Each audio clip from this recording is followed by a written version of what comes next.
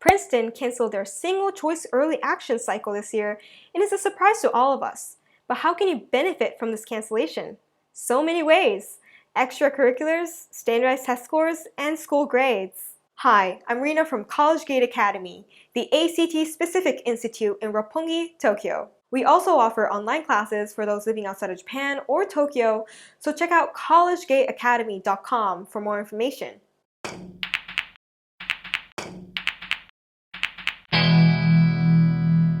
Early action is a non-binding process, so it's different from early decision.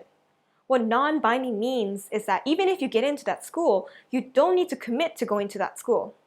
Princeton, however, does single-choice early action, which means that you can only apply to one early action or early decision schools with some exceptions. Princeton announced their cancellation on their website, and if you scroll down, it says, "We hope that by pausing our single-choice early action program this year, it'll reduce some of the pressure on applicants and give them the time to prepare their strongest applications."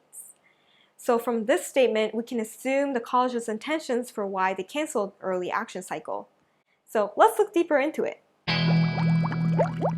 First of all, their intention is to have you improve your resume. You thought I was going to talk about grades and scores? We're going to talk about that later, but what's as important is your extracurricular activities. A lot of people in articles talk about how the academics have been affected by corona, but many of your extracurricular activities have also been halted due to COVID-19. A lot of competitions and performances have been canceled, and some of you may not have even done any kind of extracurricular since corona came about. By having canceled early action, you'll have more time to either resume all of your activities in countries that recovered from corona, or if you're still under caution or restrictions, you could still find new activities that are appropriate to what we're going through right now. You could submit your artwork online, write a book, and try submitting it on Kindle Publishing or Amazon, start computer programming to create a new app, try music mixing, even gardening would be interesting. Even if your activities can't fully be resumed, don't give up and do nothing. Use COVID-19 as an opportunity to find a new side of yourself by trying out different activities. Without early action process comes extra time, and you'll be able to become flexible and adapt to your environment. And this may be what the college is looking for. Colleges often ask for their essay prompts, how do you solve problems? How do you overcome hardships? They like these topics, so they may be giving you more time to see how you'll overcome COVID-19. That being said, don't force an activity. This is the same whether you're under a pandemic or not, but do something that's meaningful to you. A statement from more than 300 college admission deans states that we emphatically do not seek to create a competitive public service Olympics in response to this pandemic. What matters to us is whether students' contribution or service is authentic and meaningful to them and to others, whether that contribution is writing regular notes to frontline workers or checking in with neighbors who are isolated. We will assess these contributions and service in the context of the obstacles students are facing. So your activities don't need to be grand. Do something that you're capable of doing. If you're financially struggling because of the pandemic and you're supporting family income or taking care of your siblings, that's great. That's also an extracurricular that's meaningful to you. The point is, you should still be doing extracurriculars, especially because Princeton is giving you more time. Second of all, you'll have more chance to take the standardized tests and improve your scores. ACT test dates are being added in September and October, giving you 3 to 4 chances per month to take the test.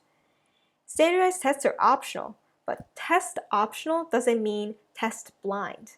What this means is that students who don't submit test scores won't be at a disadvantage, but those that submit favorable scores will have an advantage. Watch this video to know more about the benefits of submitting optional test scores. But what it is that if colleges get 2 similar applicants, same grades, similar interests, then the college will lean towards the applicant with a good ACT score than the applicant without a score.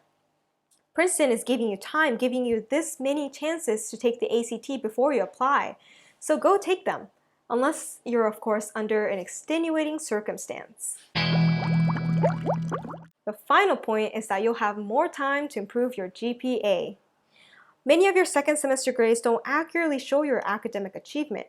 A lot of schools went online and your grades dropped because you were trying to figure out how to adapt to the new system, Or maybe you weren't receiving letter grades anymore, you were just receiving pass or fail.